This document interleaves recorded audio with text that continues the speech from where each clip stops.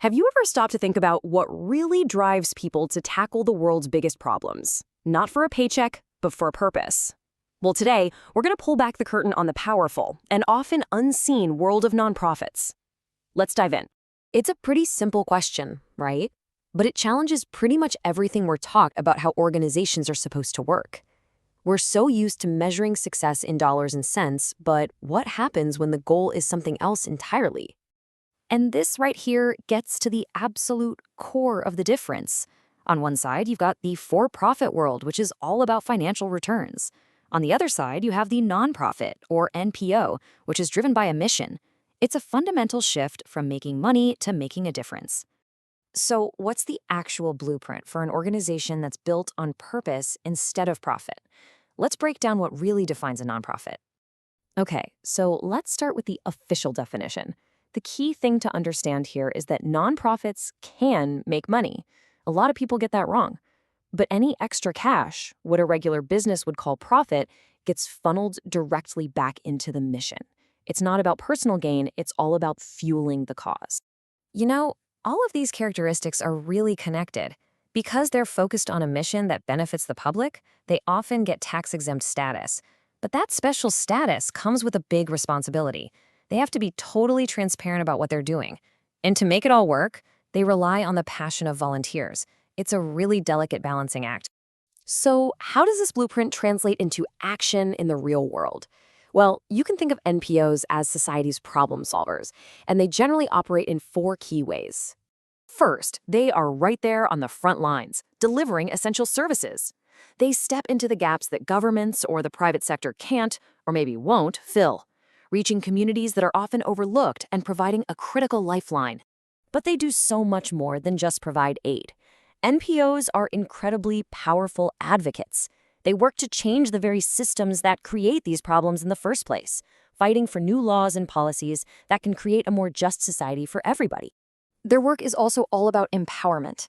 The goal isn't just to provide a handout, but a hand up. By building skills and providing tools like microfinance, NPOs help communities become self-reliant and create change that really lasts. And finally, think of NPOs as society's R&D labs. They're nimble, they can test out new, creative solutions to really tough social problems.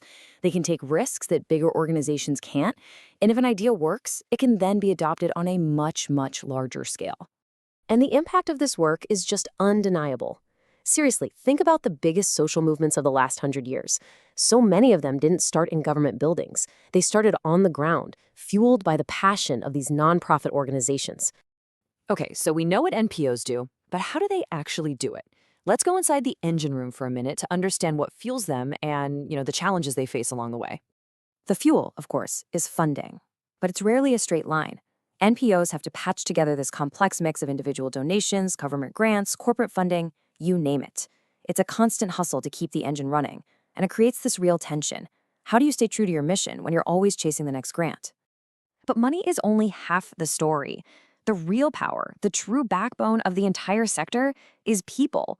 It's the volunteers who contribute their time, their skills, and their passion.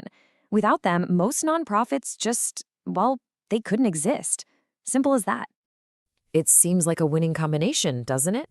You've got a powerful mission, diverse funding, passionate volunteers. So why is the work often such an uphill battle? The reality is the work is incredibly challenging. Funding can be really unpredictable. The demand for services often just blows past the resources they have. And those passionate people driving the mission, they're at a super high risk of burnout.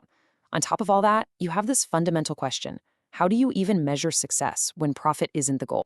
And that brings us to a really critical question. If the bottom line isn't money, what is it? How does a nonprofit actually know if it's succeeding? This is where the two models truly go their separate ways. A business measures success with financial statements, but a nonprofit? It measures success by its social impact. The driving question isn't how much money did we make, but how many lives did we actually change? And this isn't just about feel-good stories either.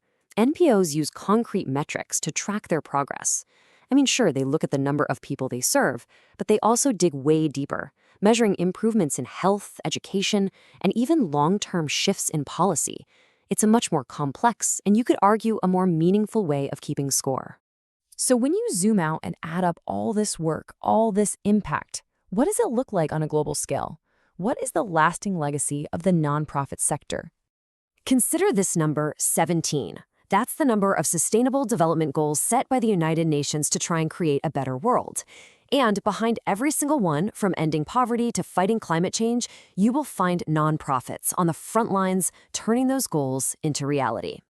In the end, it all comes back to this one simple, powerful idea. The nonprofit sector reminds all of us that our greatest value isn't measured in dollars, but in the well-being of our communities. They are the architects of a better world, building it one mission at a time. So the next time you see a nonprofit at work, remember, you're not just seeing an organization, you're seeing a vision for a better future taking shape.